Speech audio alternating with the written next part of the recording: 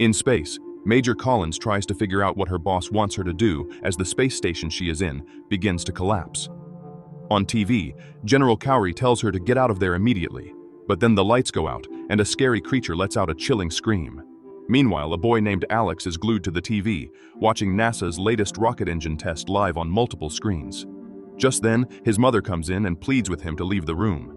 Meanwhile, Dariush, a wealthy young man, says goodbye to his parents and his luxurious lifestyle as he sets off on an adventure. On the other hand, there's Jen, a girl flying alone to the United States. To get through security, she pays a guy to pretend to be her uncle. As soon as she lands and gets into a taxi, the girl tells the driver she's going to a camp called Rim of the World in Los Angeles. Alex is getting ready to reach his destination and is a bit startled when an ambulance rushes past his car. When he arrives at Rim of the World camp, he meets Logan, the camp leader, who teaches him a cool handshake. Later, Alex meets Conrado, who cracks jokes and flexes his muscles to show off his defined chest. Then he meets Jen and tries to talk to her in a way he thinks she would understand, but she doesn't even pay attention to him. At the camp, while Dariush waits in line, a very beautiful girl surprises him and asks him to put his cell phone in a box. He is completely speechless at her beauty, but manages to lie and say he left the phone at home, even though it's in his pocket. Meanwhile, Alex is caught singing a farewell song with his mother, which is super embarrassing since all the other kids are watching. Later, the nerd decides to go ziplining, even though he's afraid of heights. When he reaches the top of the platform, Dariush tries to talk to Jen. Jen no longer cares about him once they reach the top. Alex approaches the edge of the platform and suddenly realizes how high he is, which scares him. The instructor tries to calm him down, but he simply gives up and feels embarrassed by all the judging stares from the people around him. Soon, the nerd hears on TV that NASA has lost contact with the space station.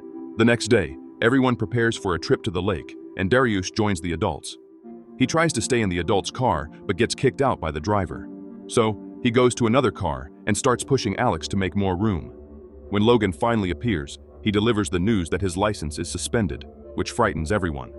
After that, they arrive at the river and discover that the raft they wanted to use is full of trash. Then, Jen heads into the woods, and Alex, though a bit scared, decides to follow her. Moments later, he realizes he has strayed quite far from the other boys. Jen reaches a cliff where she can see the whole landscape. While checking out a flashy camp advertisement, Dariush comes out from behind the bushes and drags the nerd to the edge of a cliff, trying to help him overcome his fear of heights. But the poor boy starts to panic and scream. Out of nowhere, a teenager named Gabriel appears and tells the bully to let the other boy go. The nerd is thrown to the ground, and then the rich kid gets ready to fight Gabriel, but ends up taking a solid punch. After Alex's hero helps him to his feet, Jen reunites with the boys. Dariush checks his cell phone and sees that a state of emergency has been declared, telling people to stay away from the city and not to approach a mysterious ship. They decide to search for the other kids, but when they arrive at the lake, they discover that everyone has disappeared. At the same time, more explosions and planes begin to appear in the sky. The cell phones stop working, and besides that, the forest is home to some dangerous animals, like black bears, and they wouldn't be able to protect themselves. After a while, the young people finally reach the camp, but it's empty. There was only a note saying everyone else had gone down the mountain. However, Conrado was still there, but he was unconscious. They enter one of the camp facilities, and they realize that there is no sign of power anywhere. Alex suggests that there may have been a nuclear explosion in the atmosphere, which could explain why all electronics, and even the cars, stopped working. Suddenly, there's another explosion outside, and everyone runs to see what's happening. They look up and see a fighter jet, an F-22 Raptor firing at ovines. Out of nowhere, several other planes appear, shooting at each other and hitting everything in sight. One of the shots comes very close to the children, and they are thrown back by the explosion. An unknown ship approaches closer, and when it lands, everyone falls again. At the same time, Gabriel leans in to touch the space capsule and burns his hand because the metal is still hot from re-entry into the atmosphere. At this moment, the girl grabs a water bottle and hands it to Gabriel, who pours it on the capsule door. Just then, the rich kid runs to the front of the aircraft to prevent anyone from opening it, but the door is ripped off the capsule with a jolt, sending the young man flying away. After a while, Major Collins emerges from the capsule. She was supposed to go to NASA's Jet Propulsion Laboratory to deliver a key to Dr. Fielding, but she is injured and cannot go, so she hands the mission to the children. Just seconds later, a strange creature with multiple arms appears behind the capsule and begins to approach them. They need to get out quickly, failing to prevent the astronaut from being attacked by the bizarre creature. Looking back, Alex sees that another creature resembling a dog is coming out of the giant. They manage to enter the camp's lodge, but the monster continues to chase them. While hiding in the kitchen, another creature silently approaches them. They try to escape, but this time, Alex almost gets caught by the alien. Just then, Dariush accidentally knocks over some things, making a loud noise that draws the monster's attention. It starts chasing the boy through the kitchen, dodging all the equipment. Nothing could stop the monster as it approached and cornered them. The kids are pressed against the wall, and then it starts moving towards them. But they crouch just in time, and it ends up colliding with some kind of cupboard. A little later, another giant alien appears, causing the children to run out of the house. Even so, the creature tears its enormous claws through the wall, almost hitting Alex outside in the yard. Gabriel and Dariush are hiding under a staircase, but are terrified when they realize the alien is passing right above them.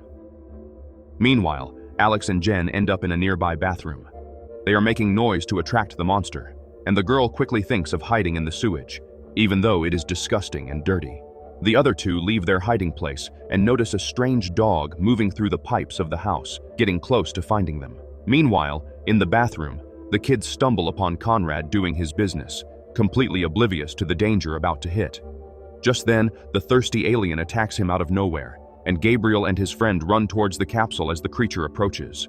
They are moving faster and faster, but luckily they manage to close the door, keeping the danger outside. Suddenly, Alex and Jen appear from outside the aircraft, asking to open the door, completely unaware that the monster is right behind them. The two run around the capsule, but the dog finds them and jumps on them, only to be shot by some kind of laser fired by the kids inside the spaceship. But then the other alien appeared again, grabbed them, and pinned them to the ground while the monster spat out a black liquid. Dariush was in a tight spot, but fortunately, a soldier appeared and shot the beast. Everyone gets up and runs away except for the rich kid, who completely loses control and starts insulting the others. Jen intervenes, slaps him, and finally gives a motivational speech explaining what they need to do next. The group finds out that the NASA lab is in Pasadena, which is about 112 kilometers from the forest. Realizing it would be a long walk, they decide to go to a police station and ask for help with the mission. After everyone grabs their bikes, Alex admits he can't keep up because he never learned to ride. The younger ones don't want to leave him behind, so they hit the road to teach him. The alien is injured and realizes its baby has been defeated. When the kids arrive at the police station, Gabriel offers to watch the bikes outside. Inside the building, Dariush finds a note saying a nuclear strike on Los Angeles has been authorized and that Europe and Asia have already been destroyed. Now the authorities are trying to locate the source of the extraterrestrial energy. At the same time, the nerd enters the police station and finds a prisoner in the cell, a man named Lou, who asks the young people to let him go. The group starts voting on what to do with the criminal, with Alex casting the deciding vote. The boy decides to let the individual out, asking him to leave only after the kids have left the place. As they bike down the street, the group is surprised by several military vehicles.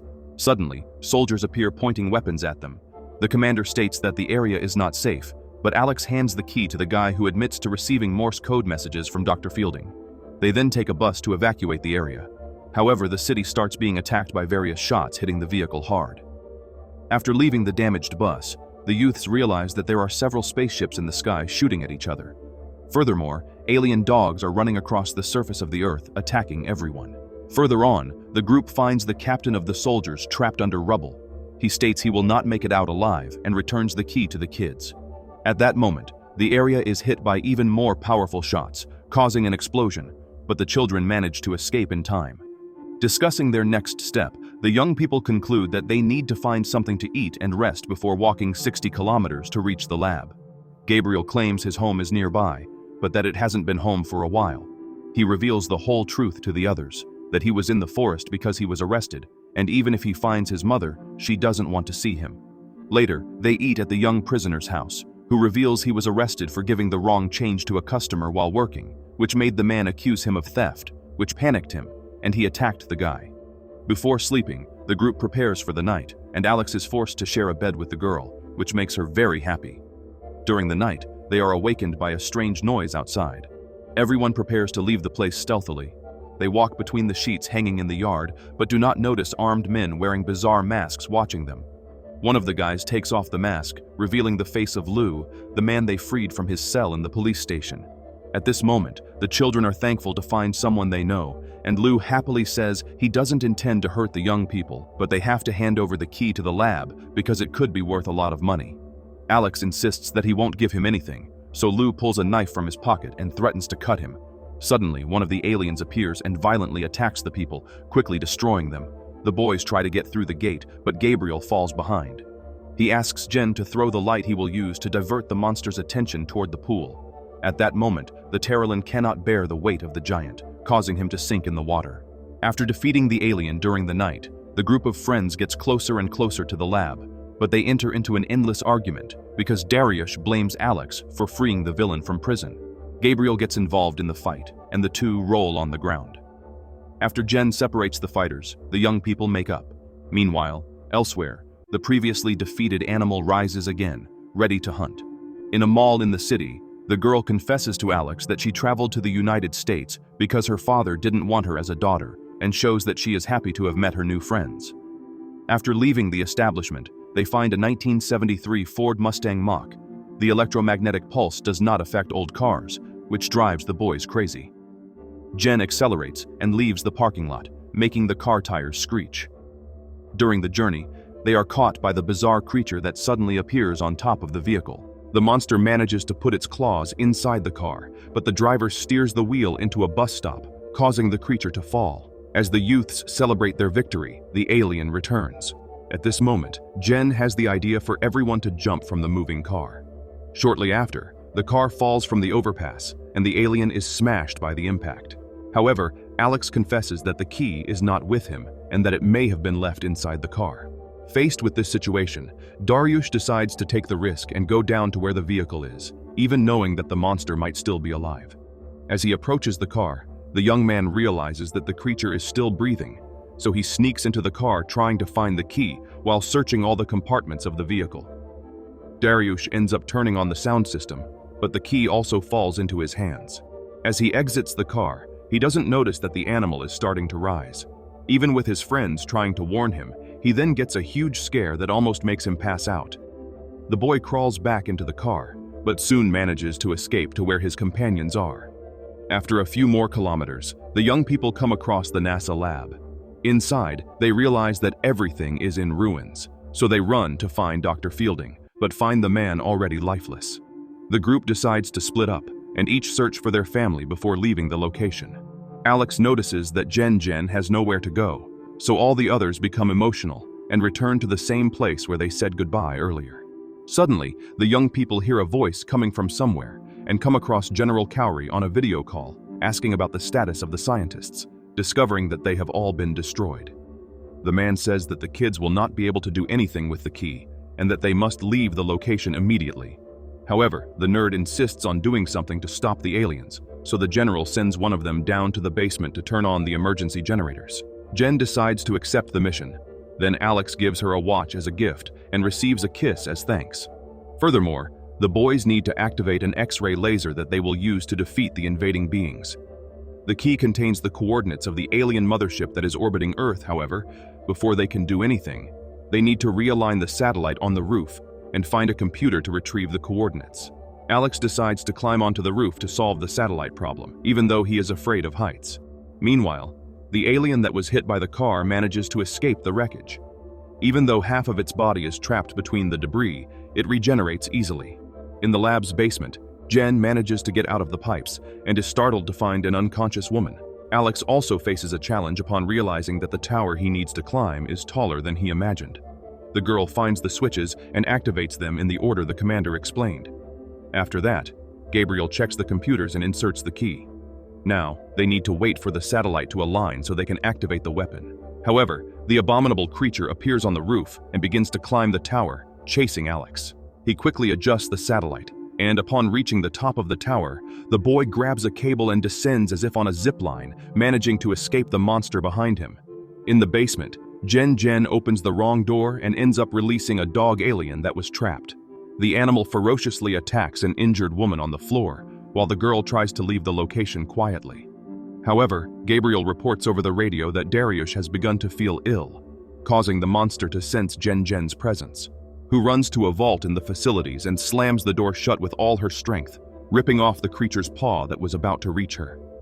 In the control room, the boys receive the code from General Cowrie, but Gabriel cannot remember the sequence and enters the wrong numbers several times. Fortunately, Dariush momentarily regains consciousness and writes the numbers down for him. Even so, 2 people are needed to activate the devices and start the computer, and Gabriel realizes his partner is fainting again. However, Jen manages to arrive at the location, and the 2 prepare to initiate the programming, but they are interrupted by the giant alien. They scream in their corner, and Alex shows up, drawing the monster's attention, which runs toward him. In response, the other youths hurry to start the weapon, making the satellites align. The boys celebrate, but they need to get out of there as quickly as possible. At the same time, the nerd enters a dangerous room containing flammable substances. He turns on one of the devices, hoping the creature will come into the place, and when the animal approaches, the boy uses a flare to hit one of the machines, causing an explosion that hits his enemy with force. As the flames surround the room, Alex starts to remember an accident from his past, but he still manages to find the courage to cross the fire and exit the room. Outside the lab, the group of friends mourns the loss of their companion while watching the building collapse into ashes. Suddenly, the nerd emerges from inside the building, and everyone runs to hug him. In the sky, an explosion erupts as the alien ship is completely destroyed. After that, Alex receives a kiss from Jen, and everyone celebrates their victory in saving the world.